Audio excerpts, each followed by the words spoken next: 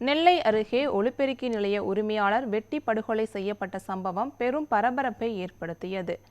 அம்பாசமுத்திரம் அருகே காக்காநல்லூர் ராமச்சந்திரபுரத்தை சேர்ந்த மாரியப்பன் என்ப பட்டியலினத்தை சேர்ந்த ஒலிபெருக்கி நிலையம் வைத்து தொழில் செய்து வந்தார். இந்த நிலையில் வீட்டுக்கு சென்று கொண்டிருந்த போது அடையாளம் தெரியாத மர்ம நபர் சிலர் மாரியப்பனை அரிவாளால் வெட்டி விட்டு தப்பி சென்றனர். இரத்த வெள்ளத்தில் படுகாயங்களுடன் மாரியப்பன் சம்பவ இடத்திலேயே உயிரிழந்தார். தகவல் அறிந்த அவரது உறவினர்கள் சுமார் 50க்கும் மேற்பட்டோர் குற்றவாளியை உடனடியாக கைது செய்ய வேண்டும் எனவும் அதுவரை சடலத்தை அகற்றவிட மாட்டோம் என கூறி சாலையில் அமர்ந்து மறியலில் ஈடுபட்டனர். போலீசார் மறியலில் ஈடுபட்டவர்களிடம் பேச்சுவார்த்தை நடத்தி குற்றவாளிகள் விரைவில் கைது செய்யப்படுவார்கள் என உறுதியளித்தனர்.